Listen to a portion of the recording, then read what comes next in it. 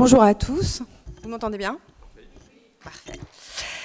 Donc je suis très heureuse de vous présenter aujourd'hui une recherche en cours qui est donc démarrée avec Monsieur Zied Mani qui est présent avec nous en pensée aujourd'hui et qui est un travail qui a été démarré à propos de la perception de la valeur de la maison intelligente, le Smart Home. Donc voici le plan de la présentation, donc quelques éléments de contexte, de cadrage théorique, la méthodologie utilisée que je vais vous présenter. Ah, par contre, oui, je n'ai pas les résultats, ils sont encore en cours de collecte, et puis une conclusion.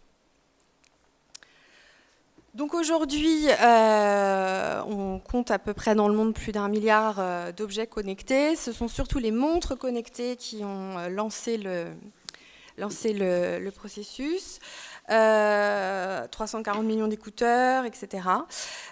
Tous ces objets connectés, on les désigne aussi sous le nom d'Internet des objets, donc en anglais IoT, qui sont donc connectés entre eux via différents types de protocoles comme le Wi-Fi, le Bluetooth ou bien tout autre protocole. Aujourd'hui en France, le marché de la domotique, donc de la maison intelligente, le Smart Home, représentait l'année dernière environ 3 milliards d'euros. Et puis c'est surtout un marché dont on espère qu'il grandisse encore. Alors la question de la maison intelligente, l'écosystème maison intelligente est adapté lorsque le produit, donc l'écosystème, est capable de collecter, traiter et produire des informations, c'est-à-dire en quelque sorte penser par eux-mêmes. Et donc on considère qu'un système qui est capable d'apprentissage, d'adaptation dynamique et de prise de décision fondée donc sur des expériences antérieures, des données reçues, transmises, qui lui permettent donc d'améliorer la réponse à une situation future. Donc la valeur perçue de ces innovations est encore très incertaine et explique aussi beaucoup de questionnements du point de vue des consommateurs, mais également des acteurs économiques qui expliquent le contexte de cette recherche. Alors, la valeur, je ne vous apprends rien, résulte d'un compromis dans l'esprit du consommateur entre bénéfices et sacrifices liés à l'utilisation anticipée d'un nouveau service. C'est toujours plus compliqué de se projeter dans quelque chose qu'on ne connaît pas, donc c'est pour cette raison que l'évaluation de la valeur d'une innovation est plus complexe à aborder. Nous nous sommes plutôt basés sur l'approche développée par Kim et al. Donc en 2007, qui mobilise en particulier donc la théorie de l'évaluation cognitive, sur les bénéfices cognitifs et affectifs. Et puis concernant les sacrifices perçus, il mobilise surtout les travaux de Thaler et Zetamel. La question de l'acceptabilité de cet écosystème intelligent, c'est-à-dire des objets et services intelligents, a amené également plusieurs auteurs à s'interroger et à mobiliser en particulier la valeur perçue de ces objets et services intelligents, parce que ce sont des systèmes qui peuvent être perçus comme ambivalents du point de vue du consommateur, c'est-à-dire à la fois rendre service et en même temps, quelque part, un peu piéger les consommateurs dans un fonctionnement dont ils perdraient le contrôle.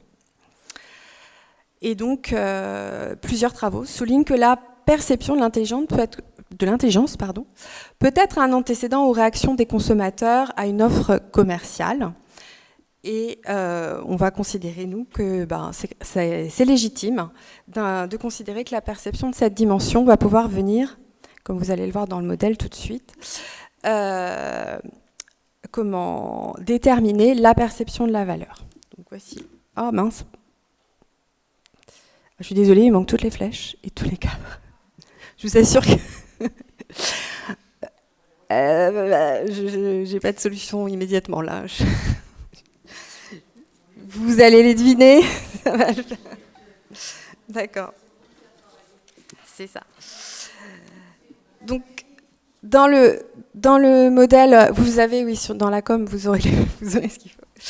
Dans le modèle retenu, la valeur perçue est un antécédent d'intention L'idée, c'est qu'effectivement, les consommateurs essaient d'obtenir un maximum d'utilité ou de satisfaction compte tenu de leurs ressources limitées.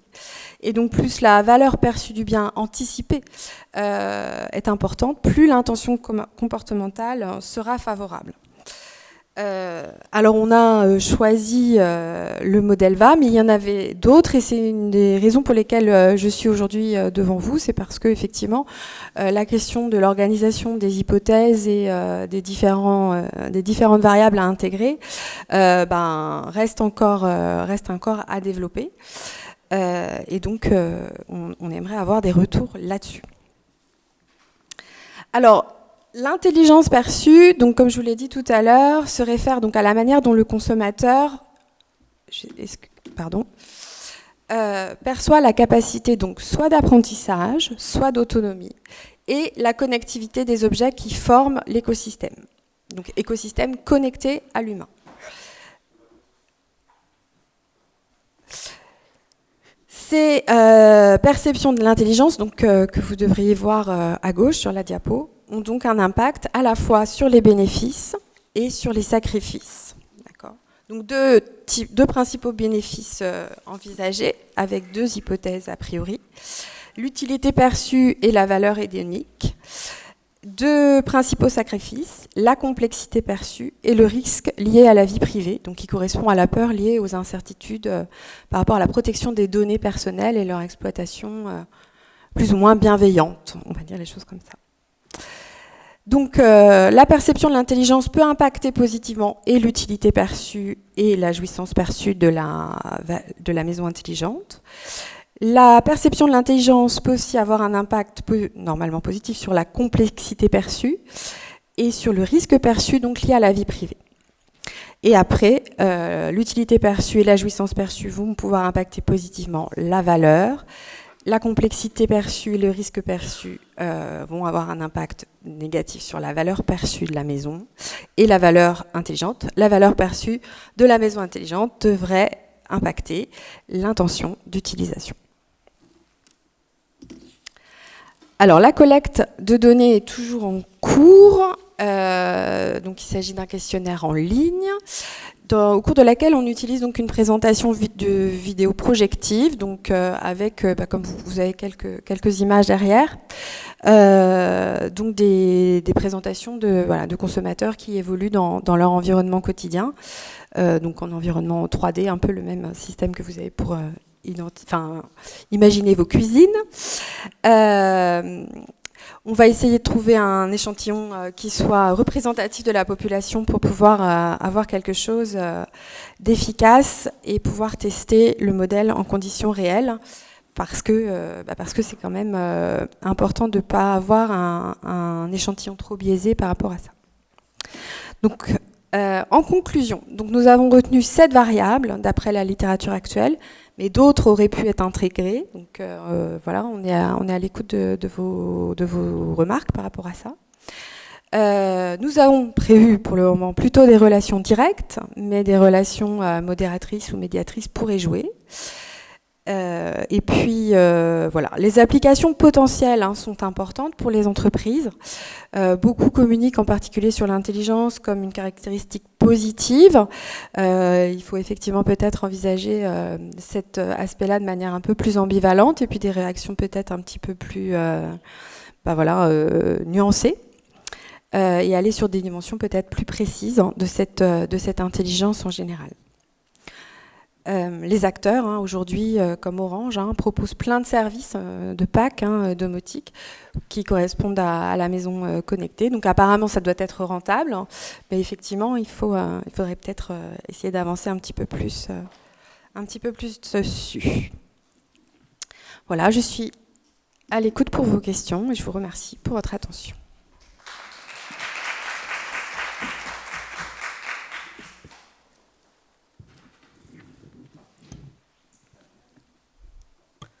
Merci beaucoup pour votre présentation. J'ai juste une petite question. Comment vous avez mesuré la complexité perçue? C'est quelle échelle? Oui.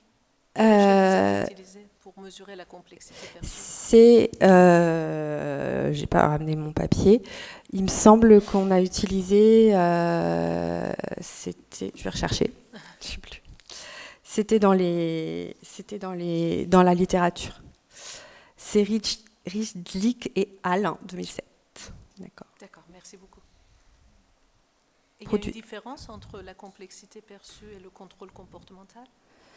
Alors, la complexité perçue peut renvoyer aussi, si vous voulez, un peu plus à des sacrifices, dans la mesure où ça peut nécessiter des efforts d'apprentissage, aussi de la part du consommateur, pour pouvoir bien exploiter le produit. C'est plus comme ça que c'est aussi perçu. C'est pas que du contrôle, c'est cette sorte d'interaction, d'adaptation mutuelle. Merci beaucoup.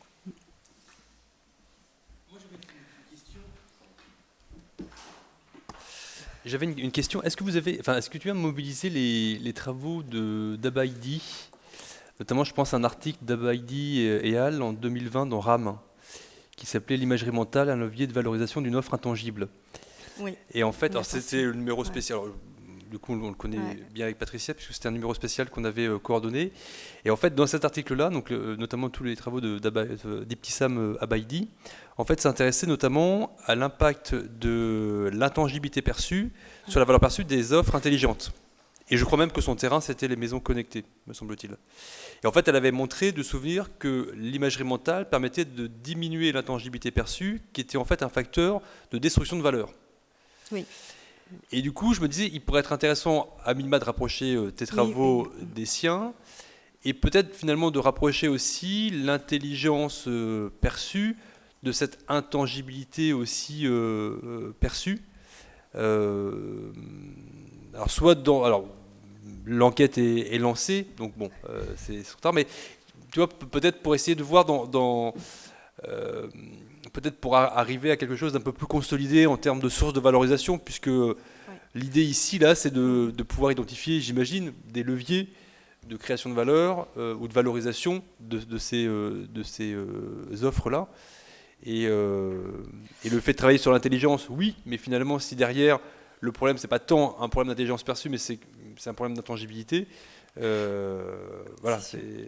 Alors, c'est vrai qu'on n'a pas forcément cité la référence dans la communication, mais néanmoins, c'est une des raisons pour lesquelles on a présenté cette vidéo dans le questionnaire, pour essayer de réduire cette intangibilité perçue, pour bien arriver à quelque chose, même si c'est projectif nécessairement, sur quelque chose d'un petit peu moins intangible, de manière à stabiliser un peu ça. Mais oui, il faudrait le remettre. Merci. Merci beaucoup pour la présentation, Inès. Moi, j'ai une question. Je me pose toujours, pour ce type de recherche, la pertinence d'un échantillon qui est représentatif. Parce que c'est quand même des choses qui sont spécifiques, qui n'intéressent pas tout le monde. Comme tu l'as dit, hein, le fait d'être réceptif aux technologies, le fait de ne pas apprécier de perdre le contrôle sur sa maison.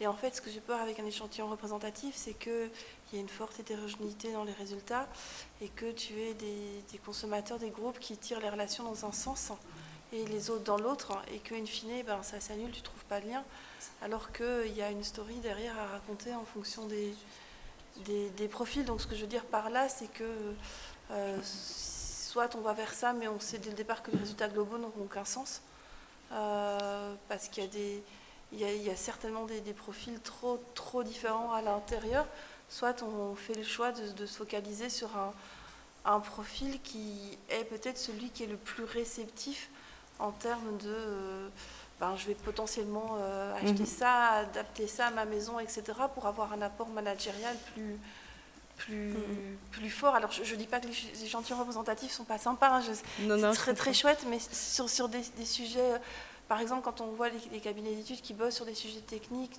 tels que la réalité mixte ou la réalité virtuelle, à ce moment-là ils ne vont pas forcément vers des échantillons représentatifs, alors que si on demande, je ne sais pas, l'avis des gens sur l'alimentation, généralement là on peut y aller franchement, il n'y a pas de souci, quoi. C'est juste plus oui, je comprends bien. Mais bon, on a essayé de travailler pour accéder à ces consommateurs qui sont du coup beaucoup plus difficiles à interroger, surtout en grand nombre.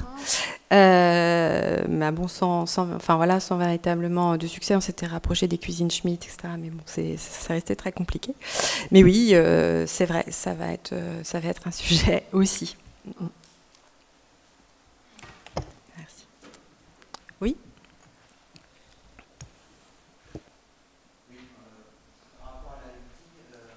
fait, c'est vers les constructeurs peut-être qu'il faudrait se tourner au niveau de l'habitat, puisqu'en fait, on a...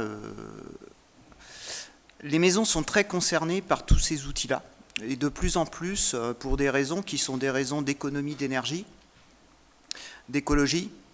Et tous ces organes en fait intelligents, c'est vrai qu'on en parlait dans la cuisine avant pour des simplifier peut-être pour les recettes de cuisine ou des choses comme ça, mais ça touche beaucoup le chauffage, ça touche beaucoup tout ce qui est le solaire, ça touche énormément d'éléments qui sont plus liés maintenant à l'écologie en fait et à la consommation d'énergie. Oui, vous avez raison, j'en ai pas suffisamment parlé, mais c'est une des dimensions qui a été donc, intégrée. je pense que de passer par les constructeurs, on a eu une période où on parlait beaucoup de maisons intelligentes, de villes intelligentes.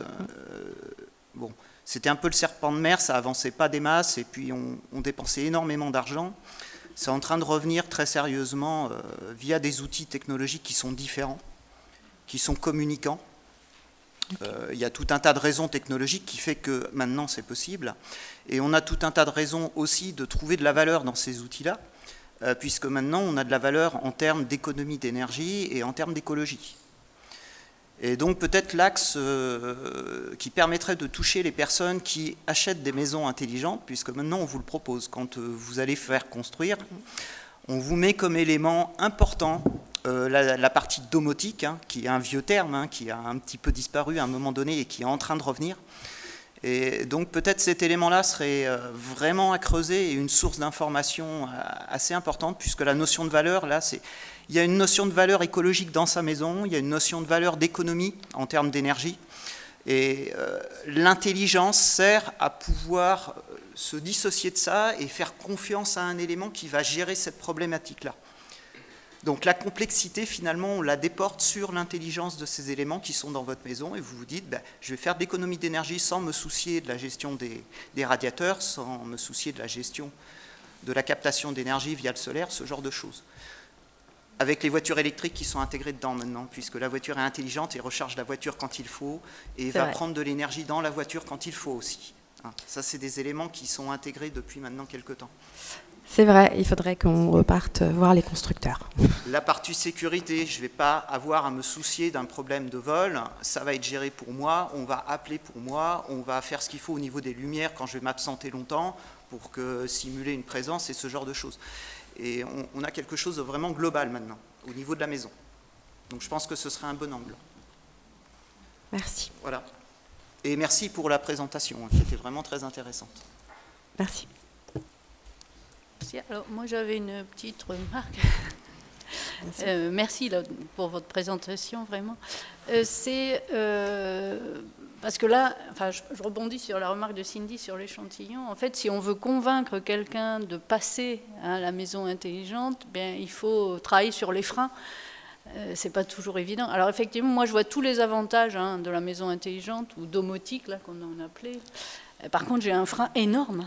C'est la perte de contrôle sur ma maison. Enfin, et puis alors en plus, quand on voit les vidéos sur les réseaux sociaux avec alors c'est pas la maison, mais c'est la voiture, la dame là qui est restée 3 heures dans sa Tesla bloquée, sans clim, sans pouvoir ouvrir la portière parce que tout était fermé et que là, il y avait des mises à jour qui se faisaient. Enfin, elle me dit, moi ça c'est pas possible, je ne peux pas passer à un truc comme ça. Là, j'ai trop peur de rester enfermée, qu'on puisse pas sortir, et voilà. Donc c'est bien l'électronique et tous ces éléments intelligents, mais il faudrait des éléments qui puissent peut-être rassurer. Et du coup, est-ce que les avantages compensent pour moi, c'est non compensatoire. Voilà.